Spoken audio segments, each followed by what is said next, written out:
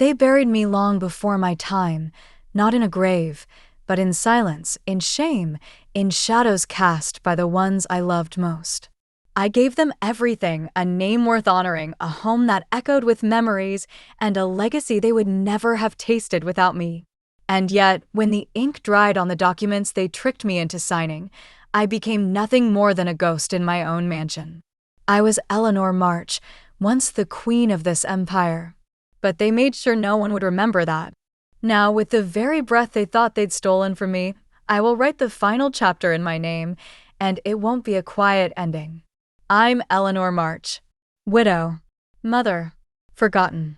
Betrayed. But this is not a sob story, it's a reckoning. And every name that wronged me will be carved into the truth I'm about to reveal. One chapter at a time. Let me begin with the name. March House. Not the month, not the military step, but my late husband's surname. It was once carved into the bronze plaque above our estate gates and later etched into the marble of every clinic, school, and foundation we funded. But March House wasn't built by Henry March. It was built by me. I married Henry in 1962, a man with dreams far too grand for his pocket. I was the daughter of Sylvia Renford, of the Renford shipping legacy.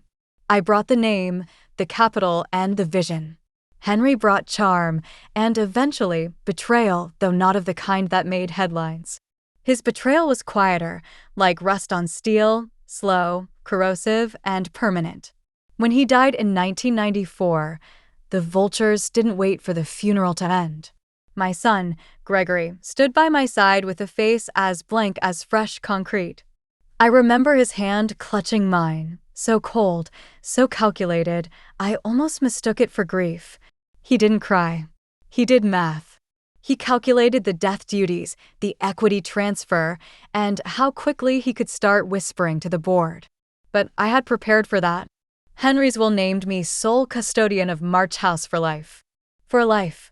A phrase they would soon try to redefine.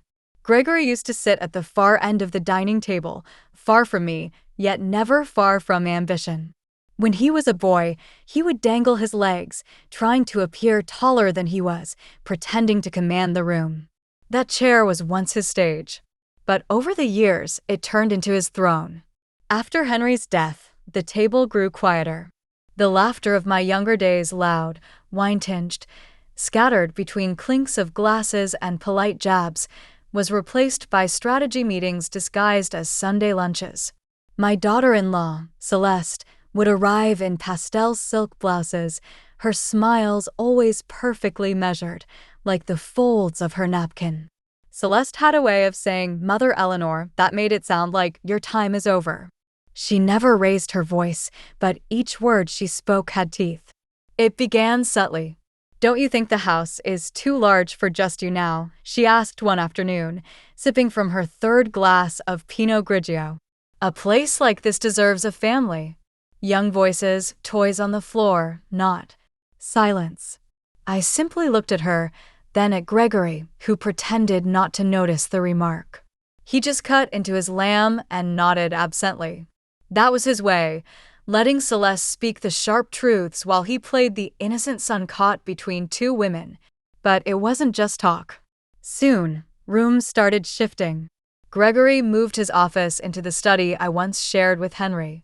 Celeste converted the library into a playroom, though their twins had perfectly good space in their wing. The staff began answering to her. My tea was brought late. My calls weren't returned. My voice, slowly, deliberately, was erased. I didn't fight it at first. I thought perhaps this was what old age meant. A gentle retreat. A soft handing over of the reins. But then I found the folder. It was left on the foyer table, mistakenly. Celeste's monogrammed planner lay beside it. The top sheet bore the March House logo, but beneath it was a legal proposal titled Transfer of Residence and Power of Attorney, Eleanor March. I remember staring at it, the words swimming. I wasn't even angry then. Just cold. Like ice was being poured into my veins. They were planning to take everything. Not through force. Through signature. Through deceit. The signature was supposed to be my surrender. A graceful, final bow from a woman too old to know better. That was the idea, wasn't it? Dress it in kindness, season it with smiles, lace it with carefully chosen words like simplify, protect, legacy. They thought I wouldn't notice the trap under the velvet. Gregory approached me 3 days after I found the folder. I played dumb. That's one of the few luxuries age gives you. People assume your silence is ignorance, not calculation. He came with a tray of tea, his sleeves rolled up, the way he used to look when helping Henry in the greenhouse. For a moment, I saw my little boy in his eyes. But only for a moment. "Mother," he began gently, "we've been talking, Celeste and I. With the estate growing and the grandkids running around, we think it might be time to consider some adjustments." He poured the tea, never looking up. "A few papers. Just to make sure things are easier, safer. You don't need to worry about a thing. We'll handle the management, and you can just enjoy the house." Just enjoy the house. The house I restored. The land I paid taxes on for 50 years. The roof I personally fought the contractor over because he wanted tile, not slate. I smiled. "How thoughtful," I said, accepting the cup. "So I just sign and you'll take care of everything?" He nodded eagerly, relief washing over his face. "Exactly. Just a formality." I held the pen. The room went quiet. He was watching me, trying not to, but he was. Waiting for my hands to shake. Waiting for age to betray me. I steadied the pen, then paused. "There's just one thing. Gregory," I said, calmly. "What happens if I don't sign it?" He blinked. "Well, I mean, it's your choice, of course. But legally, things could get complicated. Tax issues. Probate. It's just safer this way." I nodded. "I see. And what happens to me if I give you this? Do I still own this house? My name, is it still on the door?" A flicker. Just a flicker in his eyes. "Technically, no. But it wouldn't change anything. You'd still live here. Nothing would be different. Nothing would be different. Except I'd be a guest in my own home. Powerless. Paperless. Forgotten." I set the pen down. "I think I'll have my lawyer take a look," I said, with a smile so smooth it cut like glass. Gregory didn't protest. Not then. But his hand twitched. And I saw it, the beginning of fear. Because for the first time, he realized I was still in control. And worse, I knew. The walls started whispering after that. Not literally, of course, but that's what it felt like. The house, my home, turned against me in quiet ways. Staff who once greeted me with warmth now offered forced smiles and eyes that darted away too quickly. Meals were missed, laundry delayed. The thermostat never seemed to work in my rooms. One night, I woke up freezing, my window wide open, though I hadn't touched it. It wasn't enough to make me leave. Just enough to make me uncomfortable. Gregory and Celeste didn't confront me again. No, they were too refined for that. Their war was waged in whispers and omissions. The paper trail vanished. The folder was gone. My solicitor, Mr. Givens, stopped returning my calls. When I finally reached him, he sounded nervous. "Hi, I'm sorry, Mrs. March," he stammered. "There's been some change in representation. Your son, he's filed an appeal to review your legal competency." That word, competency, it hit like a slap. "On what grounds?" I asked, keeping my voice steady. "I don't know. He claims concern over recent financial decisions, large charitable donations, missing records, lies, all of it. Celeste must have coached him. Her background in estate law was suddenly proving its worth. They're going to try to have me declared incompetent," I said aloud, more to myself than to Mr. Givens. He didn't deny it. "I'll fight it," I said. A pause. "I'm not sure I can represent you now, Mrs. March," he replied, with guilt dripping through the phone line. "I've been retained by the March Family Trust." And just like that, my own lawyer had been bought. My hands trembled, but not from weakness. From fury. Let them think I was old. Let them think I was tired. Let them think I was falling apart. They hadn't realized yet that I was still Eleanor March. And I hadn't built this empire by accident. There was only one place left in the house that hadn't been touched: my sewing room. A small corner on the third floor, tucked behind the attic stairs, where dust rarely settled and no one dared to enter. It was where I kept the old Singer machine, the one I inherited from my mother, and a wall of scrapbooks that no one had opened in years. Photographs, clippings, letters. Some with my handwriting. Some in Henry's. Some in my mother's sweeping cursive. History in paper form, something Gregory and Celeste could never fake or erase. I began spending more time there.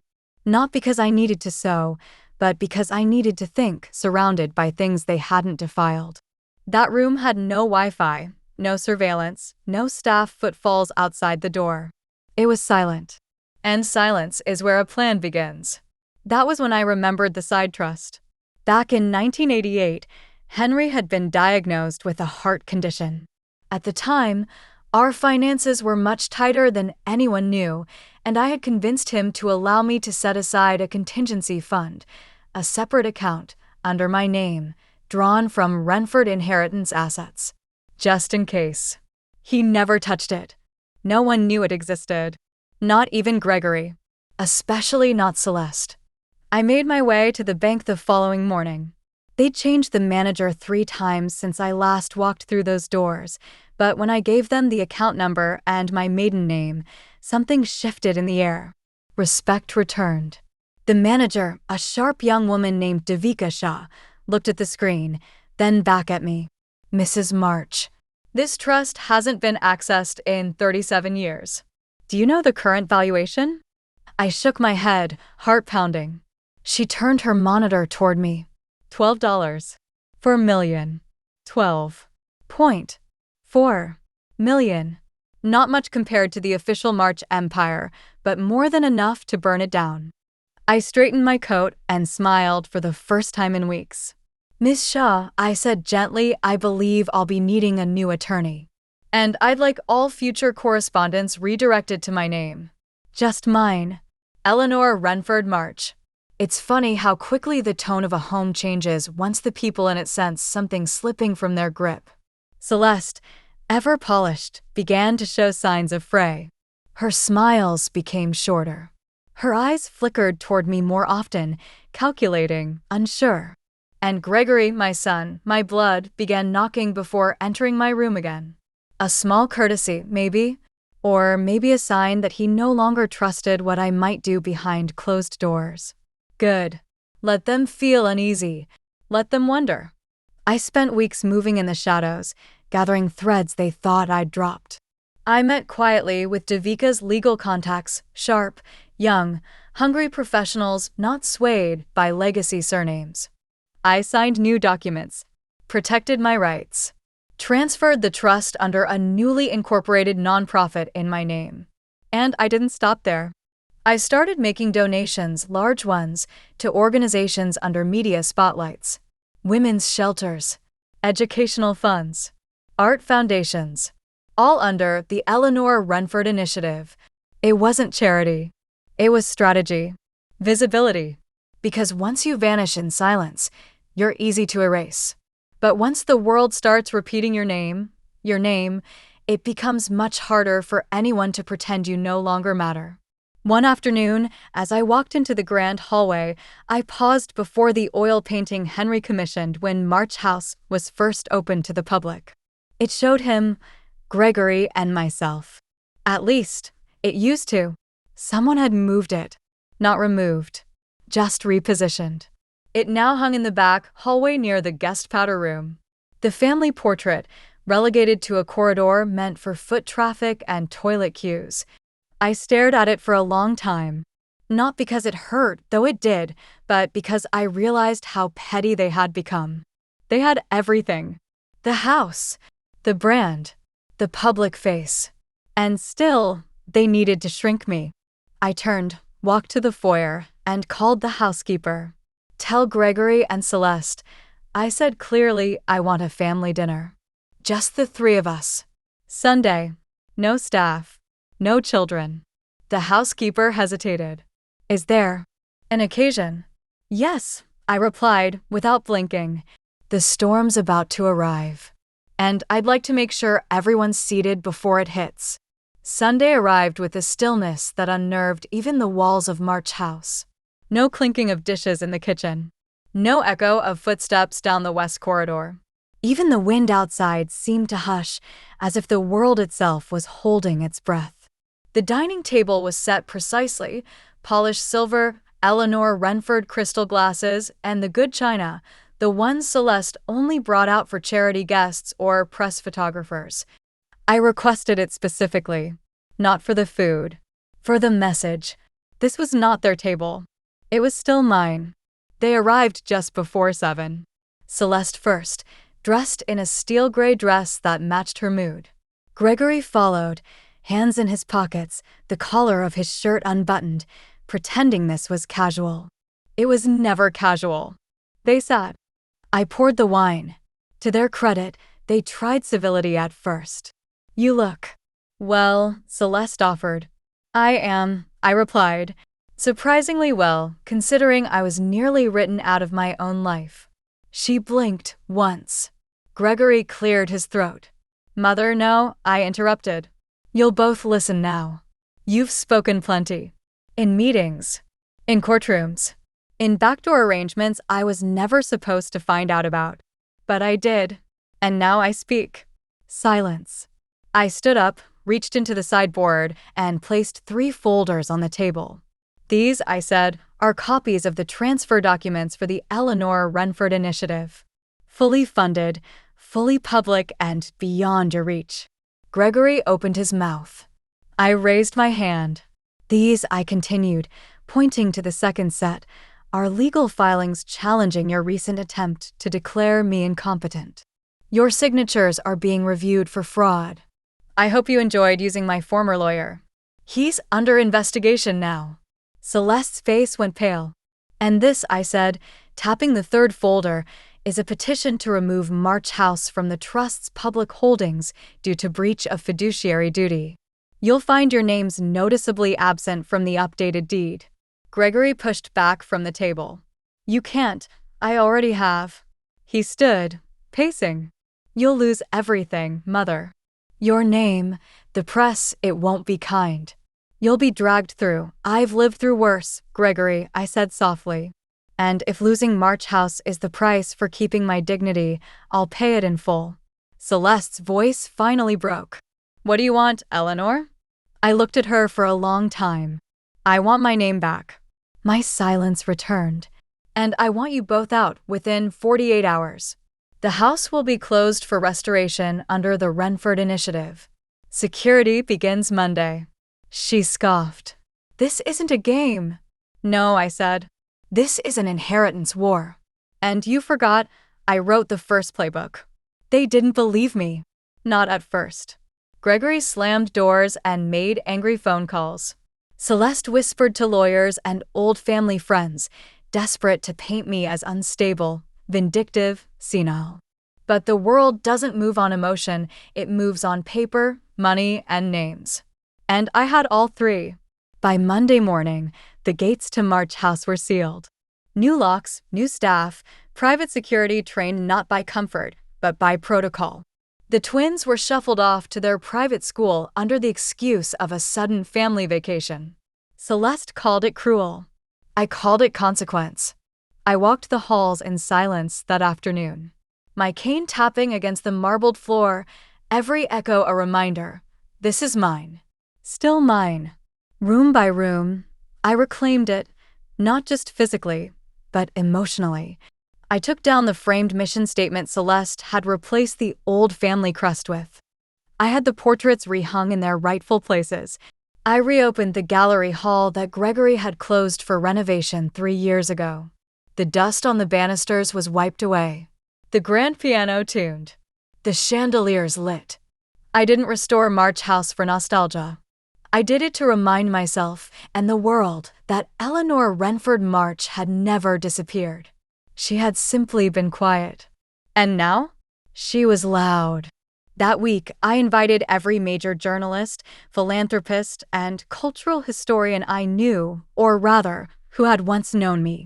The Renford Legacy Reclaimed Gala was hosted in the ballroom, restored to its 1954 elegance. My name was on every brochure. Not Gregory's. Not Celeste's. Mine. As I stood at the top of the staircase that night, looking over a sea of well-dressed guests mingling under my roof, I felt no need to speak. The house was speaking for me. Every detail, every light, every corner hummed the same truth. They tried to bury me. But I was the seed. And I had grown roots deep enough to break stone. 2 days after the gala, my name was on the front page of the Sunday Tribune. Not in the obituary section where Celeste had probably imagined I'd end up, but at the top, beside words like philanthropist, matriarch, and legacy reborn. The headline read, Eleanor March reclaims her empire, the fall and rise of March House. They used a photo of me standing at the base of the grand staircase, framed by the glow of the chandelier. I looked dignified. Not old. Not weak. Just there. Present. Returned. Gregory didn't call. Celeste did. She left a voicemail that sounded almost like a threat disguised in concern. Eleanor, I think we need to talk. The press is getting the wrong idea. You know we never meant to hurt you. This is just a misunderstanding. Please don't let this spiral. Spiral. As if I was the one spiraling. As if the woman they tried to gaslight into fading was now irrational for simply refusing to disappear. I didn't call her back. Instead, I went to the Renford Trust office, the one I reopened downtown. I met with Devika and our legal counsel and finalized something that made me smile for the first time in years, a new foundation. Not just under my name, but in my words. A platform for elderly women displaced by family manipulation. For women silenced, institutionalized, robbed, or shamed into signing away their lives. There were too many of us. Some never spoke. Some couldn't. But I still could, and now I would.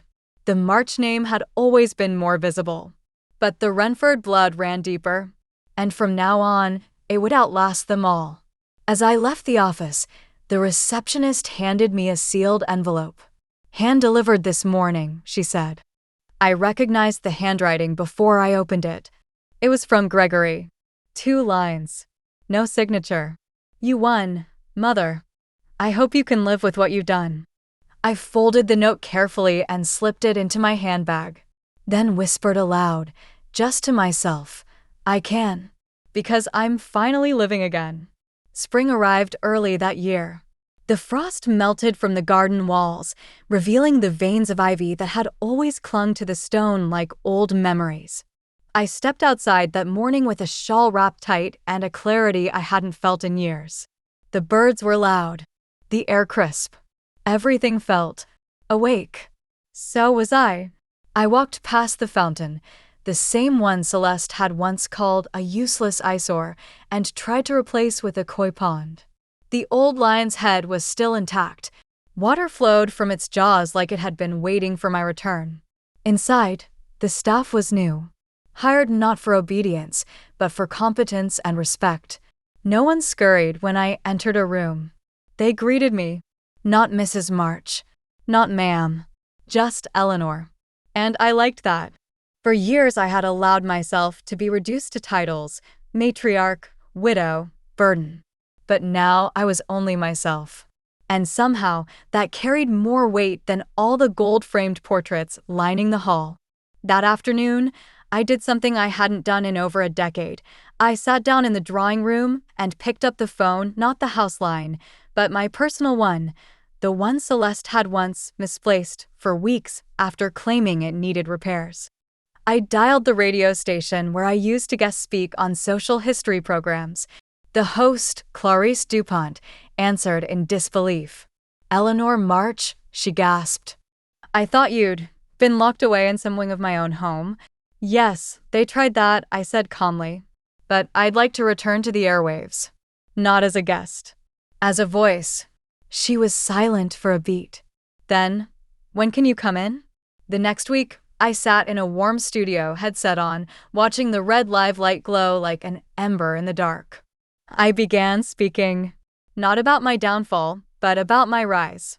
About women who were manipulated, shut out, made to question their own reality in the twilight of their lives. I told stories, my story. I gave them names. I gave them voices. And the phone lines lit up. Caller after caller, tearful, furious, grateful. I thought I was alone, one whispered. You just described my mother's life, said another. I finally feel seen, came a third. That night, I returned home to March House and stood once again beneath the arch of the west hallway. The oil painting was back in its rightful place. But I didn't look at it. I looked at my reflection in the window across from it. Faint, yes. Lined with age, certainly. But behind the glass I saw no ghost. I saw Eleanor. Alive, awake, and unshakable. I began writing letters that month. Not the kind one sends for birthdays or holidays, but letters with weight, confessions, closures, commands. They weren't meant for mailing. They were for legacy. The first one was addressed to Gregory. I didn't soften my words. I didn't coat the truth in sentiment or pretend time would mend what he'd done. I told him what he took from me, not just assets or titles, but the dignity of choice, the cruelty of silence, the years I spent questioning my own clarity while he and Celeste dismantled my world piece by piece. But I ended the letter differently. You were my son before you were my adversary. You may always be both. But I will not be your victim anymore. That role has expired, and with it, so has your version of this story. The second letter was to Celeste. Shorter. Sharper. Like her. For all your ambition, you misunderstood one thing. Legacy doesn't live in the house, or the trust, or the title. It lives in memory. In names people speak long after you're gone. And the only name they'll remember from this war is mine. And the last letter was to myself. It was the hardest to write. I sat at the old desk in the sewing room, now restored and sunlit, and wrote to the woman I had once been, the one who stayed quiet, who handed over her seat at the table with a tired smile, who mistook compliance for peace. Asterisk, you were not weak, I wrote. You were weathering a storm. And now that it has passed, I will not shame you for your silence. I will honor you with my voice. I sealed the letters, filed them away in the Renford archive box beneath the stairs. Not for lawyers. Not for the press. Just for history. Because some victories aren't public, they're private. Personal. Etched not in headlines, but in healing. That evening, as the sun dipped behind the hills and the garden bathed in amber light, I stood on the west terrace with a glass of wine in hand. Not waiting. Not dreading. Just existing. Living. I had spent so long surviving others' choices. Now, at last, I was choosing for myself. The season turned once more, and with it, so did the rhythm of March House. Gone were the performative dinners, the hollow laughter, the silent battles waged with glances across a table. In their place came music. Laughter, real laughter, from women I invited to gather in the drawing room. Widows, mothers, forgotten matriarchs from around the city. Some came with walkers. Some with notebooks full of stories no one had cared to hear until now. We created something. A circle. A council. A reckoning. I opened the ballroom once a month for what we began to call Renford evenings. No press. No photographers. Just truth. Every woman who entered was handed a glass of wine and a single promise: you are not invisible here. March House began to breathe again. But not as a monument to my late husband, nor as a stage for my son's ambitions. It became a house that carried a woman's name, mine, and the names of every woman who had once been told to step aside. I hired a memoirist. She recorded hours of my voice. Not to publish, not yet. Just to preserve. For whoever needed to hear it when I could no longer say it out loud. My name found its way into a few more headlines. The matriarch of restoration. Renford's quiet revolution. They still preferred grand labels, but I didn't mind. Let the world decorate my story however it liked. Because the truth was simpler, quieter, and far more powerful, they tried to erase me. But I didn't disappear. I rebuilt, not with fury, but with memory. Not with vengeance, but with voice. And one morning, as I walked through the West Hall, past the portrait they once tried to hide, I paused, looked at the frame, then past it, to the mirror. And there I was. Not a shadow, not a relic, but Eleanor March, a woman who had once been cast out of her own life and wrote her way back in. It happened on a Tuesday, quiet, unremarkable, until the knock on the study door. I was reviewing the first draft of the Foundation's annual report, red penning every line that softened the truth too much. Words matter. I had learned that too late in life to tolerate sugarcoating now. The knock came again. Slow, hesitant. It wasn't staff. They knew to call. And I wasn't expecting any of the women from the Renford Circle until Thursday, so I knew who it was before I opened it. Gregory. He stood there on the threshold, his suit a bit wrinkled, his eyes hollow, not from lack of sleep, but from loss. His pride had always worn a suit, but now even that armor was failing him. "May I come in?" he asked, voice low. I didn't answer. I simply stepped aside. He walked in like a man entering his own funeral. Slowly, respectfully, head slightly bowed. He didn't sit until I gestured. And even then, he chose the smallest chair by the window, the one my housekeeper's dog usually slept under. "I've lost the board seat," he said. "The trustees voted last week. They said public pressure and the Renford exposure made me a liability." I said nothing. He needed to speak. I needed to listen. For what it's worth. I didn't want it to go this far. That line again. The one men use when they mean, "I didn't think you'd fight back." He pulled an envelope from his coat pocket and placed it on the edge of my desk. I didn't touch it. "It's not a threat," he said quickly. "It's an apology." "No," I replied softly. "It's a surrender." He looked up, confused. "You brought a folded paper because words fail you now. You're trying to finish something that started long before your first signature. But you still don't understand. This war wasn't about property or press or boardrooms." "Then what was it about?" "Respect," I said. "Mine. Yours. And how little you valued either until you lost both." He blinked slowly. I saw something crack, briefly. A boy who once skinned his knee and cried on my lap, now facing a mother who no longer had a lap to offer. "I don't expect you to forgive me," he said. "You're right," I said. "But I do expect you to remember this moment. And maybe, someday, you'll teach your children better than you were taught." We sat in silence for a long time. He didn't weep. He didn't grovel. He simply stood, nodded, and left. The envelope sat there for hours. I didn't open it. Not because I feared its contents, but because I already knew how it ended. I returned to the gallery the next morning, drawn there by instinct rather than intention. The corridor was lit by early sun, filtered through old leaded glass. Dust hung in the light like suspended memories.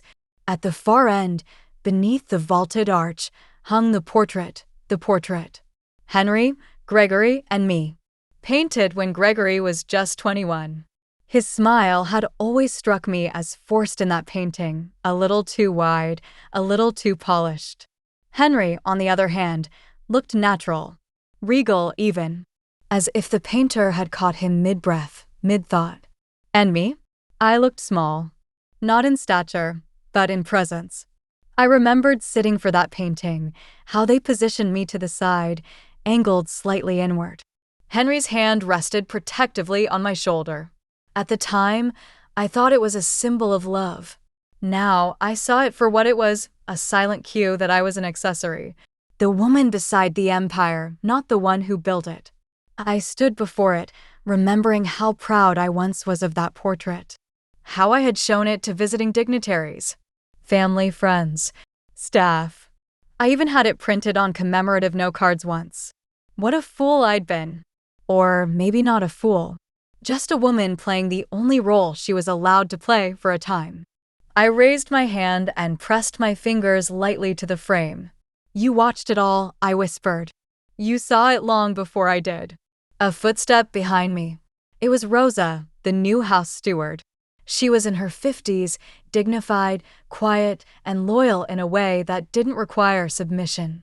She waited patiently for me to acknowledge her. "Yes, Rosa?" I asked, not turning. "There's a delivery at the gate." "From Renford Hall," she said. "And a letter." "Personal." I nodded, still staring at the painting. "Please bring the letter here. And send the rest to the library." She returned moments later, handing me a thick cream envelope with the Renford seal stamped in deep red wax. The seal hadn't been used since my mother's passing. My breath caught.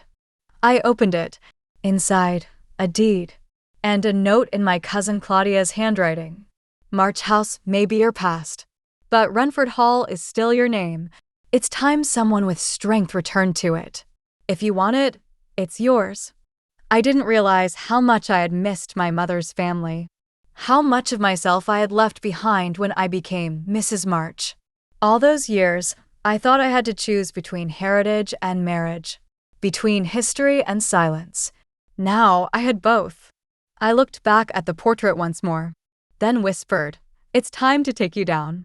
And I did, frame and all. 2 weeks later, the nameplate on the estate gate changed. It no longer read March House. Now, in bold black iron script, Renford Estate. It felt like resurrection. The ceremony was small, intimate. Just the Renford circle, a handful of allies from my past, and a journalist from the National Observer, someone I trusted to write truth without sensationalism. No ribbon cutting. No podium. Just a quiet unveiling followed by tea in the garden. My garden. Again. The world didn't erupt in applause. But it didn't need to. The moment was for me. Celeste had written one final email. Dry. Legal. A statement from their new counsel advising that any public mention of character or family betrayal would result in defamation claims. I read it twice, smiled, and forwarded it directly to my attorney with a single note. "She's still trying to control the narrative." My attorney replied with a thumbs-up emoji. Technology had its charm after all. That week, a new portrait was commissioned. Not of me, not entirely. It was a painting of the estate grounds during dusk, the vines crawling up the stone walls, the orange glow from the east windows, the garden fountain framed by flowering pear trees. But if you looked closely, just near the lower right corner, a figure sat in shadow, reading a letter by lamplight. No signature, no plaque, but everyone who saw it knew who she was. It wasn't vanity. It was memory. Legacy. One evening, I hosted the most private of dinners in the East Wing Library. Only 5 seats, each filled by a woman who had stood back up after life tried to bury her. Eleanor Ross, age 72, who was forced to sell her husband's farm by greedy sons. Fatima Naz, age 68, who ran a bakery for 40 years, only to be pushed out by a daughter-in-law who wanted to rebrand it. Marta Bennington, age 80, who faked dementia for 2 years to protect her financial independence from her own niece. And Rosa, sitting beside me not as staff, but as guest. Her first formal meal at a table like this since her husband died in 1997. We didn't toast to survival. We toasted to return, to voice, to space, to the years we had left, and what we chose to do with them. I stood before the group at the end of the meal and said, "This house no longer exists for heirs. It exists for women with unfinished chapters. And if you're still here, you're not finished." That night, I didn't dream of Gregory or Celeste. I dreamed of my mother's voice calling me from the Renford Gardens, laughing. It was the first peaceful sleep I'd had in years. By summer, the garden bloomed in ways I hadn't seen since Henry's early years, before ambition had taken him from the soil to the boardroom. He used to prune the hedges himself, back when his hands still had time for life instead of legacy. Funny how the earth remembers care better than people do. I walked those paths each morning now, without anyone watching from behind curtain slits or whispering down corridors. No one trying to move me along with gentle suggestions or sly smiles. Just me, the roses, and the gravel crunching under steady steps. It was during one of those walks that I noticed something odd, a single bench beneath the willow tree at the far end of the south garden. It hadn't been there before. Upon it, a sealed envelope, addressed simply to Mother. No return name. Just the handwriting of someone who used to scribble love notes to me on napkins as a boy. Gregory. I sat, the letter in my lap, and opened it slowly. Mother, I walked the garden paths yesterday. I know I shouldn't have come onto the estate uninvited, and I accept any consequence you choose. But I needed to see it one last time. I wanted to remember the version of you I've spent the last year trying to forget, not because you were cruel, but because you stood taller than I could handle. I resented the shadow you cast, even though it sheltered me most of my life. You were never weak. I just wanted you to be, so I could justify taking more than I had earned. I don't expect forgiveness. I only ask that when my children ask about their grandmother one day, you tell them the whole truth, that you were fire and spine and silence when it hurt the most. And that you won. Tell them that I failed you. But you still stood. Tell them, even if I couldn't. Gregory the first read it twice. Then folded it gently and placed it in the pocket of my coat. Not to forgive him. Not yet. But to remember that even fallen suns sometimes find the strength to look up again. I sat there a long time, beneath the willow, thinking not of the past, but of what to plant next. The garden had room. And I had time. I opened the north wing. For years it had been locked, unused, rumored among the staff to house forgotten furniture, obsolete ledgers, and dust thick enough to swallow footsteps. But it was never just a storage wing. It had once been Henry's private library. And before him, it was my mother's music room. And now?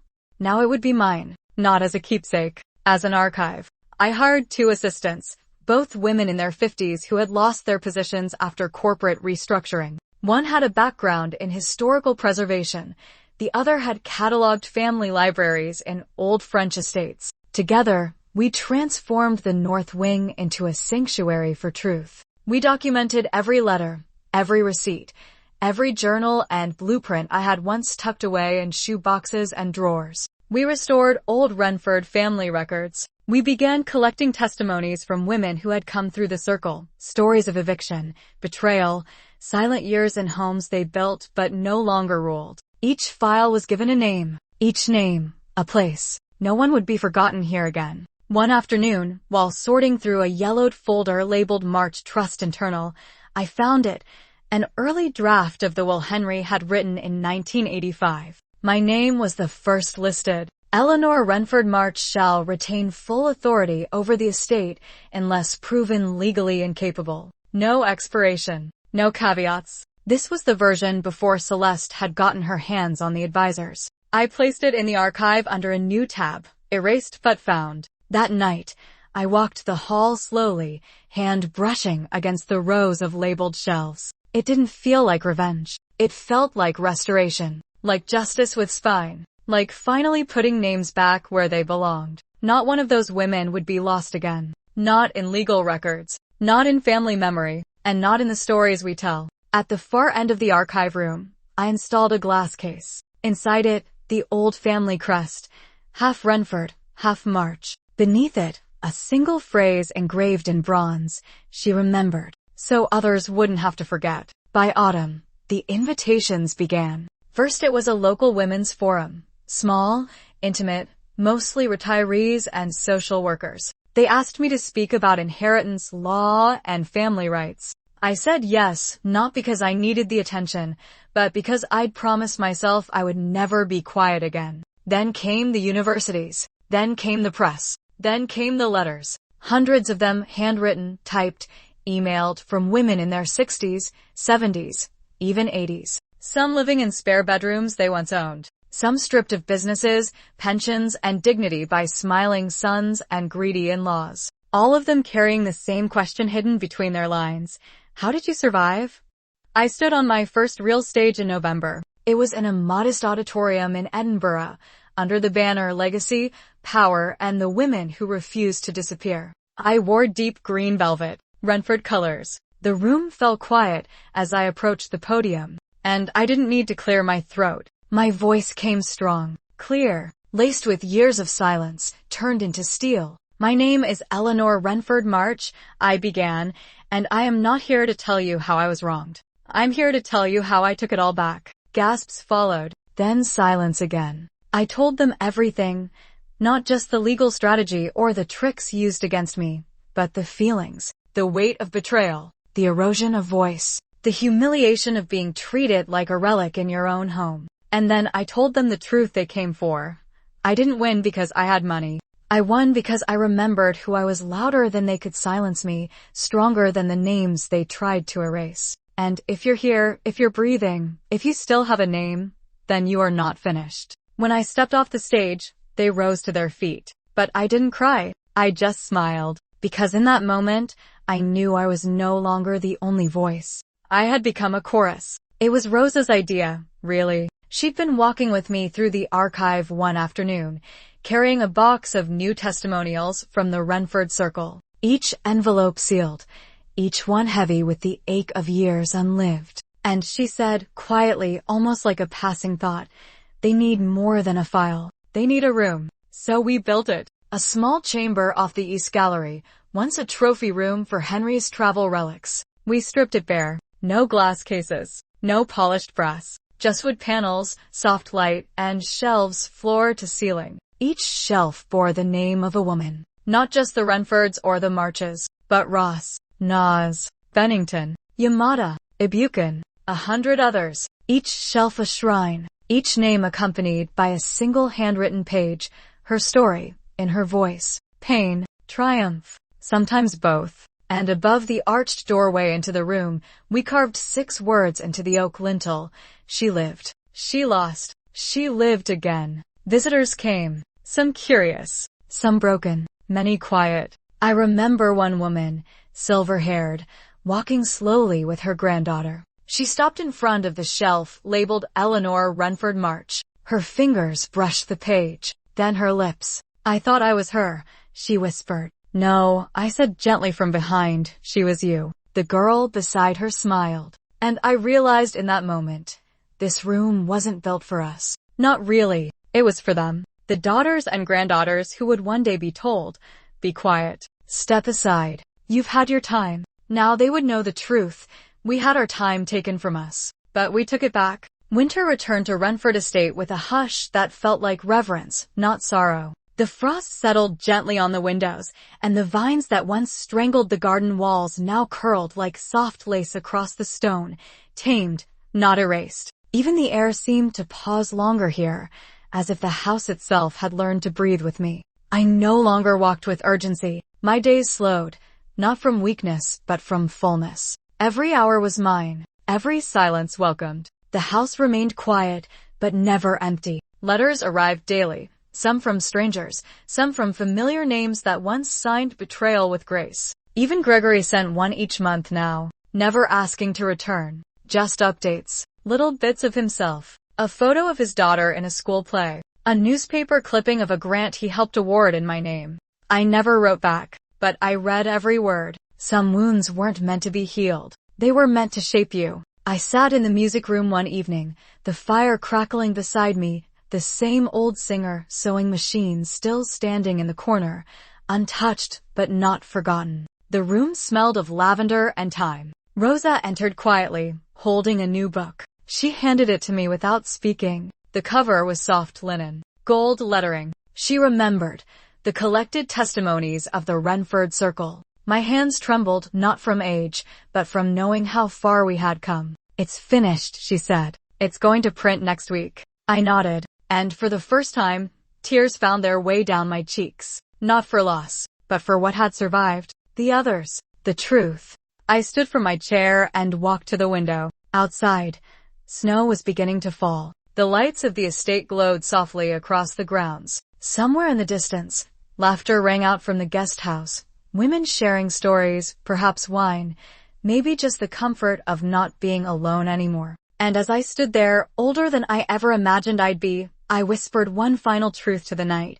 You can erase my name from a paper, from a deed, from a trust, but you cannot erase the woman who remains. And I did remain, not just in this house, but in every story that would never be silenced again.